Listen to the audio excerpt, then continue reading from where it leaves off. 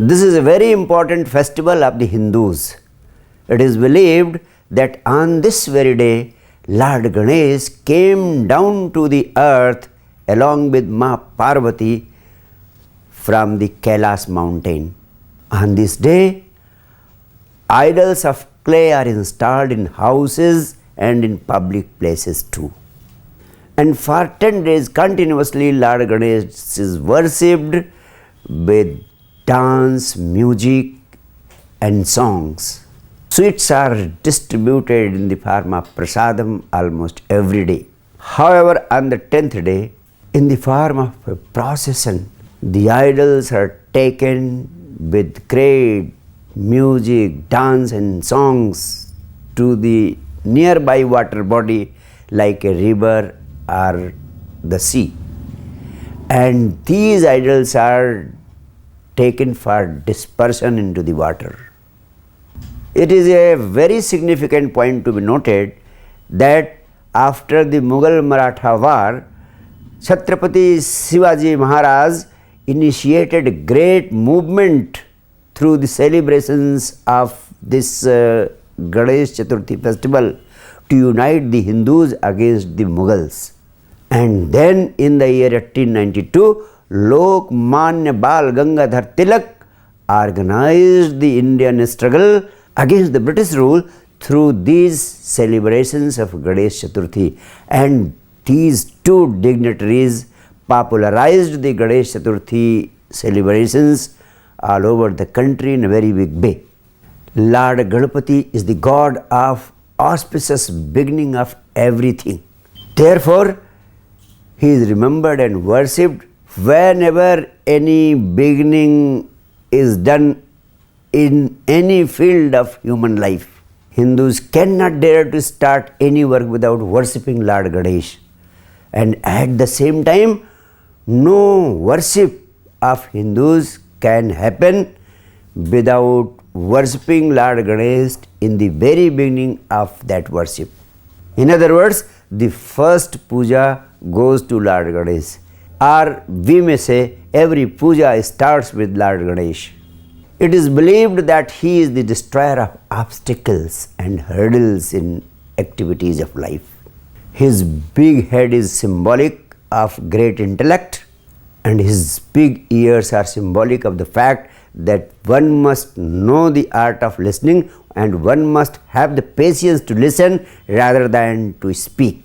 And his big belly is the symbol of the fact that one should have the strength and capability to digest the secrets of life.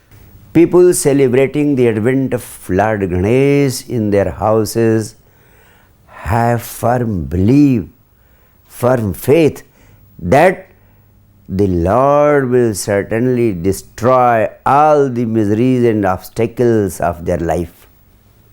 And I want to tell you, the greater the faith, the greater the realization of their wishes.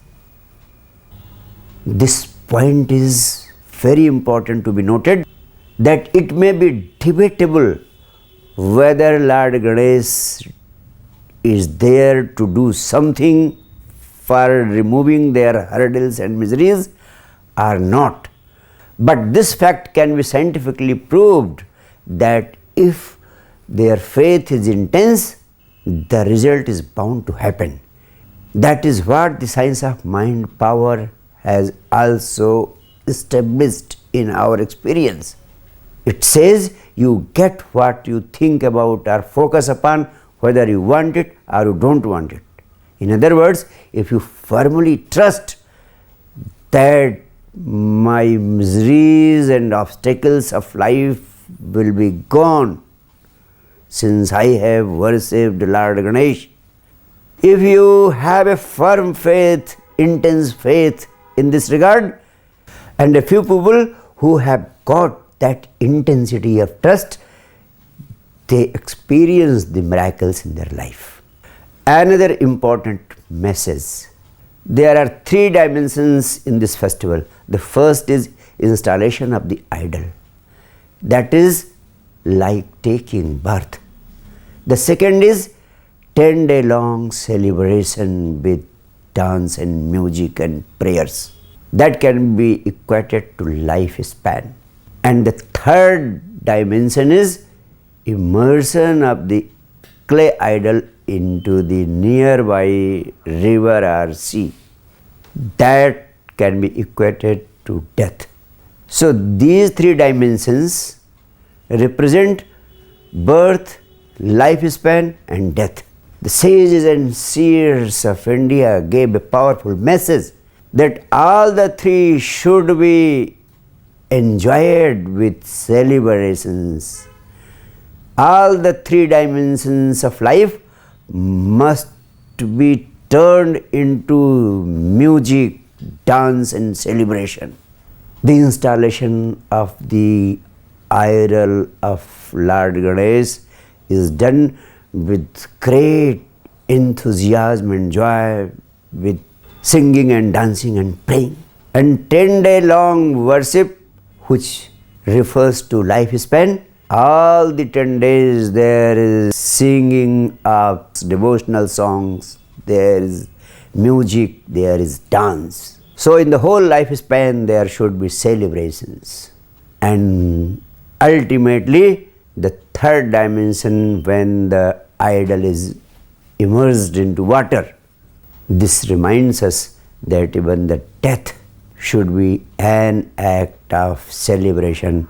And so while taking the idol for dispersion into the water, a procession is taken with singing, dance and music.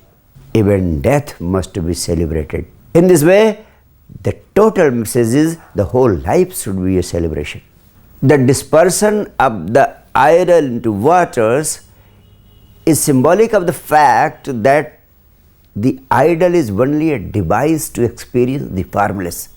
This is a process of experiencing the formless through the form. So the device is not to be kept alive when the formless is achieved. The device is only a process. The device has got to be dropped once you experience the formless. So the message is that when the work has been done, when the worship has happened, when the worship has taken place, let the idol be immersed into water.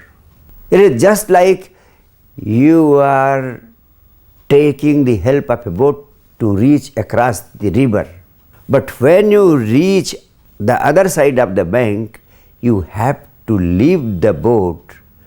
You cannot reach across the river without leaving the boat, has got to be left. So the idol has got to be left because it was created as a device. It simply served the purpose of a device, and when the purpose has been served, it has got to be immersed, it has got to be left. Similarly, all meditation techniques given by spiritual masters are only devices to take you to the experience of your own inner being. Once you have started moving inside, the device, the technique becomes useless and it automatically drops down. Then there is no need of any meditation technique. It must drop down. At this point, I would like to appreciate the great wisdom of the sages and seers of India who had the great courage to dare to destroy the idol of God which they had created for worship. No one else on this earth could do it anywhere. Their wisdom says that everything is this universe comes and goes. Life comes and goes, comes and goes. And just as man has a birth, lives a life, and then goes, similarly, the idol of God is created. It is worshipped for 10 days and then it is destroyed.